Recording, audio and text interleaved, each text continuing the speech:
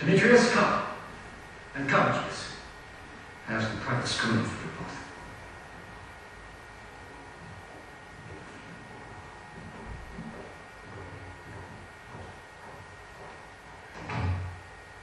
Hello, my love.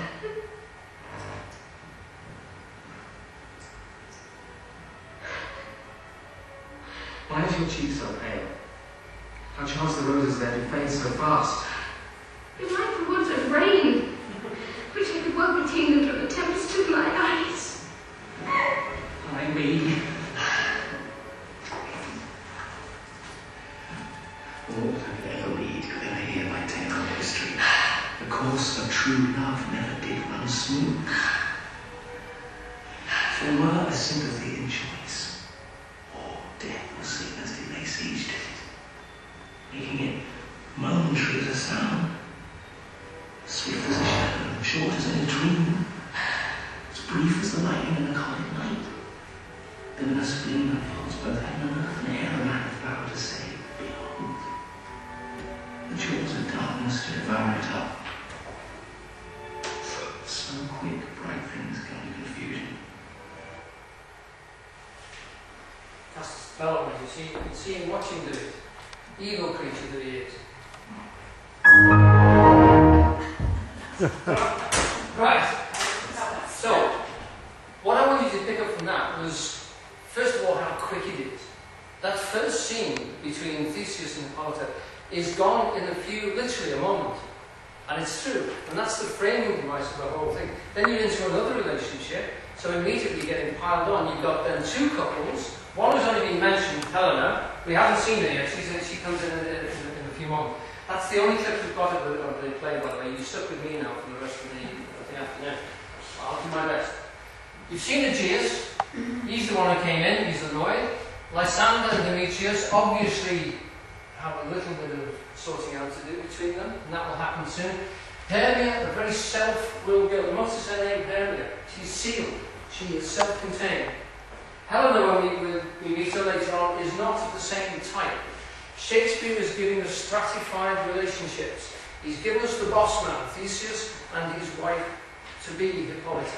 Notice how she wasn't very happy with what was going on. She didn't say a word, but we all knew he wasn't. And you can see him very concerned about what was going down. The whole situation was developing in front of him. So you've got a guy here who is meant to be the top man, be able to rule.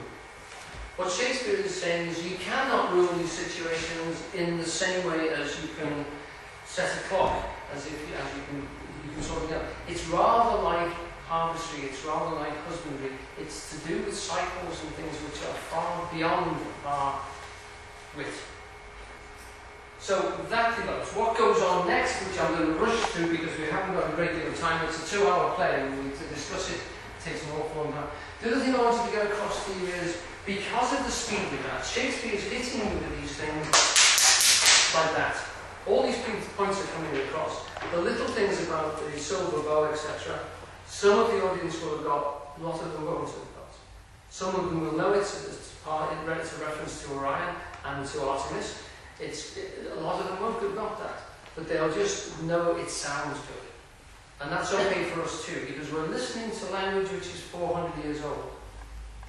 And to us it sounds good, and Shakespeare is hitting us at a purely level of sound. The poetry works because of the meter and the force and sound of the words. He's affecting us. When we see Lysander speak to his lady love, we can hear the force of the emotion that comes through it. Now, to analyse the words, and there's a whole group of scholars saying Shakespeare didn't write these just to be plays. He wrote them, and he had them printed, well, I mean, they were printed, for scholars to pore over. Because most of what we're getting, you wouldn't get unless you'd seen these performances 6 or 7 times. So you need to go through the play as we're going through it now. Otherwise these references wouldn't be there. For most of the audience. So who was he writing them for? Because it's overwritten in that sense. Far more than you can get in one brief showing. So he's pouring a lot of stuff into these. I'm going to move on from that bit now. we've got the heading scene. We've got daylight in Athens. And the next scene is we get a group of mechanicals. So he's giving us the story of a man marrying a woman, and the law is involved. He's doing it, and then we bring in another situation with Aegeus, and here's the law is involved with relationship between two other groups of people.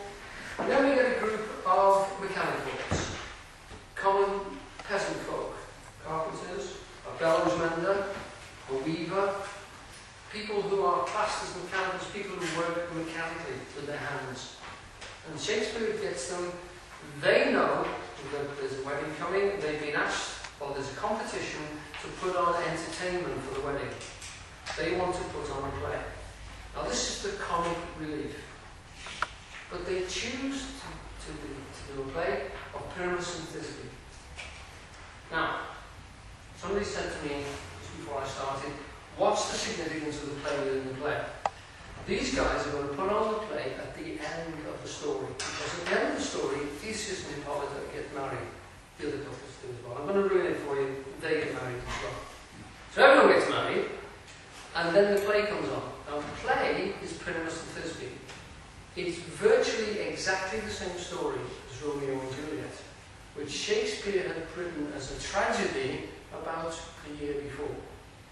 So he's taking a story where the two lovers accidentally die, one thinks the other's dead, takes poison, and the other one finds them really dead and stabs themselves. Exactly the same sad ending, and he puts it in a pantomime, he lampoons it, makes it as ridiculous as he can. Why is he doing this? It's another commentary on this relationship about love. What is love? What is it that actually drives people? What is it that moves them and pushes them into these situations? Now he's written this story for us as a tragedy, and it's an extremely moving tragedy. It's probably the most famous love story that there is. And it's the nature of this tragedy is still extremely moving. It's very moving when you see it in Shakespeare in Love, and you only see two scenes. In this thing, he's lampooning it, he's making it ridiculous. And hopefully we'll get round to showing a little bit of how he does that. But he's putting it into the hands of these mechanicals. But he's talking about, again, still love. So there's 5 relationships he's got in. He's talking about Pyramus and Thisbe, as played by a bunch of mechanicals. He's got Hermia and Demetrius, Lysander and Hermia, and Theseus and Hippolyta. And I haven't mentioned the other ones, but I'll do that now. Outside of Athens, in the wildwood, we have groups of furriers. We're going to introduce them next. And the other relationship, which is a bit stormy, is Oberon and Titania. Okay? So, we'll move on. I think it's on your song sheet, it's probably has it down. I think it must be 11 or 12 actually. I think it's probably 12.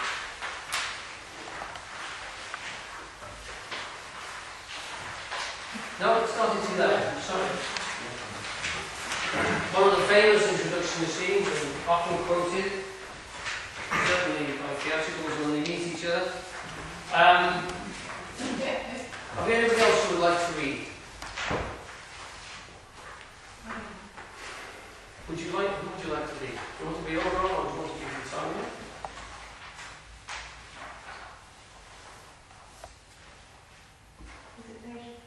Page 11.